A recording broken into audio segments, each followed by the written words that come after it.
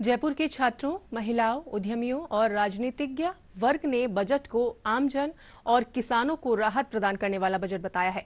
Budget को लेकर विभिन्न वर्गों ने अपनी प्रतिक्रिया दी है। केंद्र की मोदी सरकार ने शुरू से 2014 से लेकर 2025 के इस बजट में आम जन के लिए काम किया है, गरीब कल्याण के लिए काम किया है। निश्चित ही उनकी भावना, क्योंकि वो जानते हैं दरअसल से आए हुए व्यक्ति हैं प्रधानमंत्री जी। वित्त मंत्री ने जो बजट पेश किया है केंद्र सरकार के आने वाले समय में भारत को और अधिक विकसित बनाने के लिए, आम आदमी को फायदा देने के लिए, और जो इनकम टैक्स स्लैब है वो वाकई में उन मध्यम वर्ग के परिवारों के लिए, निम्न वर्ग के परिवारों के लिए बहुत फायदेमंद साबित होगा। ऐसा पहला बजट है जो विद्यार्थियों से लेकर किसान, मजदूर, गरीब, महिलाएं, व्यवसायी, सरकारी कर्मचारी, मिडिल क्लास के लिए ये बजट मील का पत्थर साबित होने वाला है।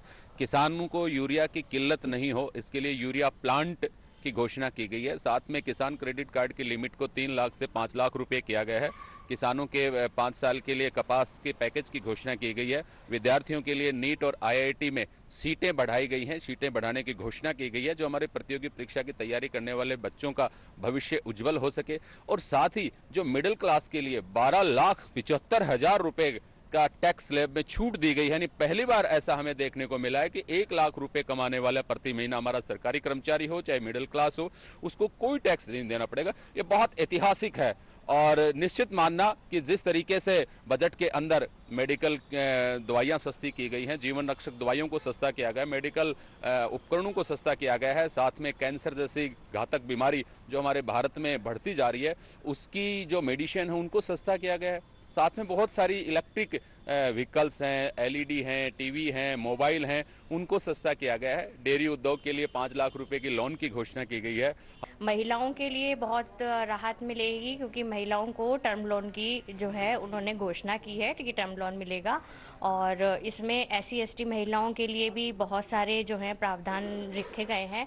और महिलाओं के लिए एक और बहुत बड़ी खुशी की बात है कि जो आजकल मोबाइल का सब बहुत ज़्यादा क्रेज़ बढ़ गया है, तो मोबाइल बहुत सस्ते हो गए हैं। युवाओं के लिए भी बहुत खुशी की बात है कि इस बजट में मोबाइल को सस्ता किया गया है। निर्मला सीतारमण जी ने निश्चित रूप से मध्यम वर्ग और गरीब तबके को राहत देने के लिए कई प्रावधान किए हैं। सबसे बड़ी जो मध्यम वर्ग के लिए खुशी की बात सामने आ रही है कि इनकम टैक्स जो का दायरा है वो बढ़ाया गया है। अभी हालांकि उसके लिए एक बिल आएगा, लेकिन बिल के बाद भी ये तय है कि कुछ न कुछ मध्यम वर्गीय तबके को राहत मिलेगी। इसी के साथ पर्यावरण संरक्षण की दिशा में भी एक बड़ा काम होगा, क्योंकि आने वाले समय में जो बजट में घोषणा की गई है इलेक्ट्रिक वाहनों को सस्ता करने की, अगर वो सस्ते होंगे तो निश्चित रूप से लोगों का रुझान पेट्रोल और डीजल वाहनों की तरफ से हटेगा और इलेक्ट्रिक वाहनों की तरफ बढ़ेगा।